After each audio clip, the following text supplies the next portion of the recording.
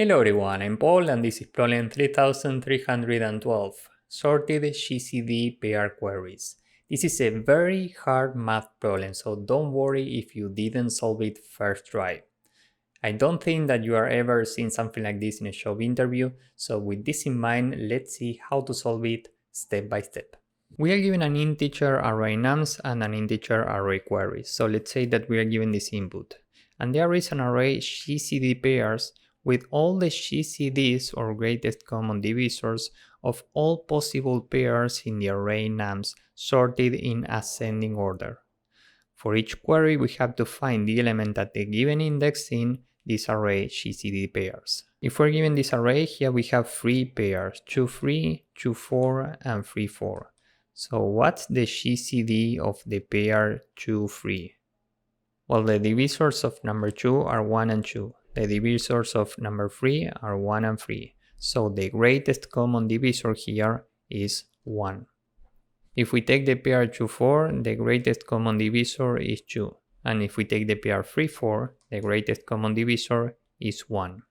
Now, this array GCD pairs has these elements in sorted order. So we will have something like 1, 1, 2.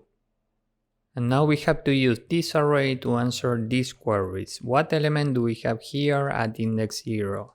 We have a 1, so the result of this query is 1. At index 2, we have a 2. So the result here is 2, and the result here is 2. We need to return an array with these results. This is the final output. The main problem here is in the constraints. Let's say that we are trying to build this array, GCD pairs. Well, in order to do this, we have to iterate all pairs. We can do this with a nested for loop in big O of n squared and complexity. But here in the constraints, it says that n can be up to 10 to the power of 5. And this to the power of 2 is a very large number which we can't handle. So the question is, how can we get the corresponding indices in queries without building this array directly? The solution is quite complex, so here I made a roadmap. We will go step by step, starting from point 1. First, we need to get the frequencies of the array that we are given. Then we will transform the array of frequencies into an array where every element is the number of elements divisible by the corresponding index. Then we will transform these elements into pairs, where both numbers are divisible by the index. Then we will transform the array again into an array where every element is the number of pairs with the GCD of the index. Then we will transform elements such that we get the number of pairs with the GCD of the current index or less. And finally, with this final array, we can answer queries using binary search. So let's start with point 1. How do we get the frequencies of elements in an array? Well, with a frequency map. In this scenario, we will use an array. So we iterate elements from left to right. We start with 2. We go to the index 2 and add 1 to the frequency. This is 1. Next we have a 3, so we go to the corresponding index and add 1. Next we have a 4, so we go here and add 1. So the length of this array is 4. We are considering the maximum number in the array plus 1 to actually include this number. In this scenario we have 5 elements.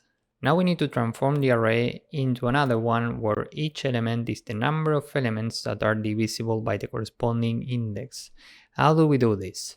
Well, maybe you are familiar with something called sieve of Eratosthenes. We use this to get a list of prime numbers. In this case, we will use it to get the number of elements that are divisible by each index. So we are running this nested for loop, very similar to sieve of Eratosthenes. From every index, we are iterating every other index in steps of the current index, starting from the current index times 2. So we start from index 1 because there's no number that's divisible by 0. So here we put 0. Now we are standing here. We have to iterate every other index starting from the current number times 2. And we go up to the maximum number plus 1, but this is non-inclusive, so we go up to this index. And we are moving in steps of I. Here I is 1, so we are moving in steps of 1. First we are here, then here, then here. Now, first we are looking at this index. Every time we take the current value and add the new value. 0 plus 1 is 1, so here we put a 1. Next, the shape pointer is here, so we are looking at this number. We take the current value plus 1 and the result is 2. Next, shape is here, so we are looking at 1. 1 plus 2 is equal to 3. So array at index 1 is equal to 3, which means that we have these 3 numbers that are divisible by 1. Now we can continue with the next index. Now we are moving in steps of 2 and we start from 2 times 2, meaning 4. We take the current value plus the new value and 1 plus 1 is 2. And we have to move 2 steps forward. Now we are out of bounds, so the final number here is 2. And this makes sense because we have 2 numbers that are divisible by 2. Those numbers are 2 and 4. The frequencies are 1 and 1. Next, we are looking at numbers that are divisible by 3. And we need to start from 3 times 2, meaning 6. 6 is out of bounds, so we keep this number only. Here we put a 1. Finally, for numbers that are divisible by 4, we start from 4 times 2. This is out of bounds, so we only have 1. Here we put 1. Now we need to get the number of pairs where both numbers are divisible by the current index. For example, we have 3 numbers that are divisible by 1. How many pairs can be formed with 3 elements? For this, you should be familiar with something called combinatorics. So let's see how this works. Here we are looking for the number of pairs in 3 elements. Let's say that we have these 3 elements. This would be one possible pair. This would be another valid pair, and this would be another valid pair. The result of this would be 3 pairs. Now, how do we get these pairs? Well, with this formula down here. We say that NCR is equal to n factorial divided r factorial times n minus r factorial. In this scenario, we are looking for combinations of pairs, meaning 2 elements, in 3 elements. So we can do 3 factorial divided by 2 factorial times 3 minus 2 factorial. And this is equal to 3 times 2, 6 divided by 2, meaning 3, okay? So the number of pairs in 0 elements is 0. The number of pairs in 3 elements is 3. The number of pairs in 2 elements is 1. Because we only have 2 elements, so we have only one possible pair. If we use this formula, we say that 2C2 is equal to 2 factorial divided 2 factorial times 2 minus 2 factorial. And this is equal to 1. The number of pairs in one element is 0 and the number of pairs in one element is 0. And by the way, don't worry about this formula. In Python we have a function comb which takes n and r. So we don't have to worry about this. We will use this in the code. But now you know how this works. Now we can transform this array into another one where every value is the number of pairs with the GCD of the current index. So how do we do this? Well, first we need to understand how GCD works. If we take the GCD of numbers 2 and 3, the result is 1. If we take the GCD of numbers 2 and 4, the result is 2. So the GCD is always smaller or equal to the smallest number that we are using to get the result. This is very important because the maximum possible GCD that we can have in the array nums is given by the maximum value in the array. In the worst case, here we could have 2 4s, in which case the largest GCD would be 4. So this means that the number of pairs where both numbers are divisible by 4 is the number of pairs with a GCD of 4, because this happens to be the maximum number in this input. So here at index 4 we use a 0, and next we continue with this index. Next we are here. How many pairs do we have with a GCD of exactly 3? Well, the number of pairs where both numbers are divisible by 3 is 0, so here we can put a 0. Now we are here and this will make sense. How many pairs do we have with a GCD of exactly 2? Well, remember that 2 is a divisor of number 4 and 4 is in within our range. So what do we put here?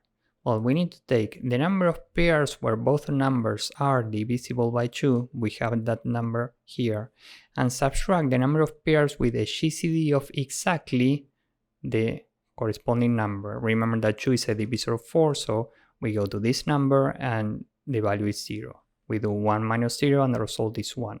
And you can see how we are doing this in the code. This is very similar to sieve of Eratosthenes again. Next we are here at 1, and remember that these three numbers are divisible by 1. So how many pairs do we have with a GCD of exactly 1? Well, we can take the number of pairs where both numbers are divisible by 1, we have that number here, and subtract the corresponding values for indices that use the current index as a valid divisible number. So we are iterating numbers from I times 2, meaning 2, up to the maximum number plus 1, but this is not included, so we go up to this point. First we are here.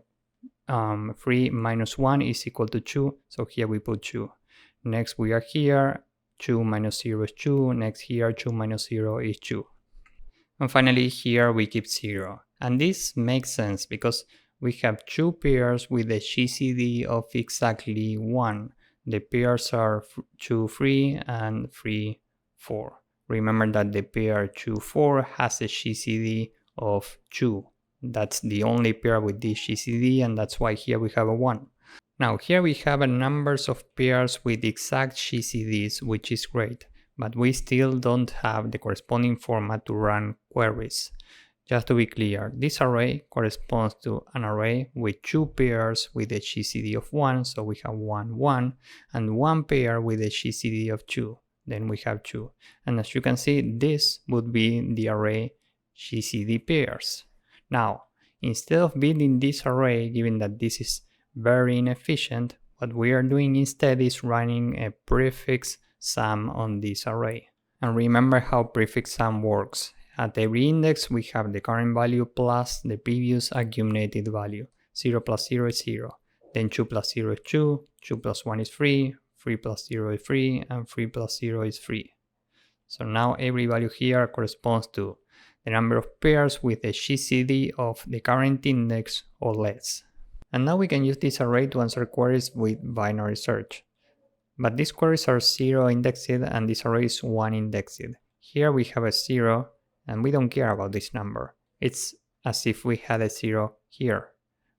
If we add a 0, we should add 1 to each query. So here we are looking for 1, here we look for 3, and here we look for 3. Now, what if we run a binary search with 1 on this array? Well, that will give us index 1. We can fit a 1 in between 0 and 2, right? So the result of this query would be 1. If we try to put a 3 in this array, we can put it in between 2 and 3 here. So the result will be 0, 1, 2. And here we have the same query, so here we put another 2. And just to be clear, remember that here we have two pairs with a GCD of exactly 1. So if we are looking for the values in this array at index 2 and we transform this into a 1 indexed array, meaning this array plus a 0 to the left, we can run a binary search here using 3 instead of 2, and that will give us index 2. Remember that these indices are GCDs. This result is formed by GCDs. Time complexity to get frequencies would be big O of the amount of elements, meaning n. Time complexity for this, here we get the amount of elements that are divisible by each index. This requires big O of the maximum number log the maximum number. Then we have to get the number of pairs where both numbers are divisible by I. Here we use some combinatorics, but r is equal to 2, so this is relatively efficient. This requires big O of the maximum number. Then we have to get the number of pairs with the GCD of each index. This requires big O of the maximum number log of the maximum number. Remember that these two steps, 4 and 2, are very similar. And here for 5, we need to get the number of pairs with a GCD of 5 or less. Here we run a prefix sum. This requires big O of the maximum number.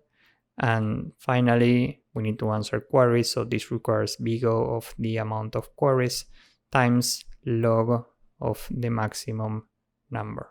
Remember that we need to run a binary search and it requires log of m. And space complexity would be big O of the maximum number plus the amount of queries. We are using an array with the size of m, and then we need an array for the result with the size of the amount of queries. So with all of this in mind, now let's go with the code. First, we can get the maximum value with max. And now for the first step, we need to build a frequency map, or frequency array actually. This is an array with 0 times the maximum value plus 1. Now we need to fill this, so for a nums array at n plus equal 1. For the next step, we need to transform the array into another one where values are the number of elements that are divisible by the corresponding index. So for I in range, we go from 1 to mx plus 1, very similar to Sieve of Eratosthenes. For j in range, from I times 2, we start from this position, we go up to mx plus 1 in steps of I. And every time array I plus equal array j.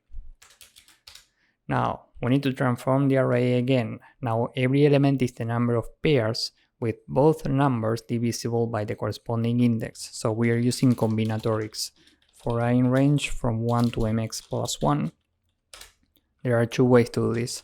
What I've shown you in the drawing was array I is equal to, we can use comb in Python. The first value is n array I, and the second value is r, meaning 2 because we're looking for pairs. This is exactly the same as array I is equal to array I times array I minus 1 divided by 2. Okay, so this and this up here is exactly the same. This is something that we can do when r is equal to 2, when we are looking for combinations of 2.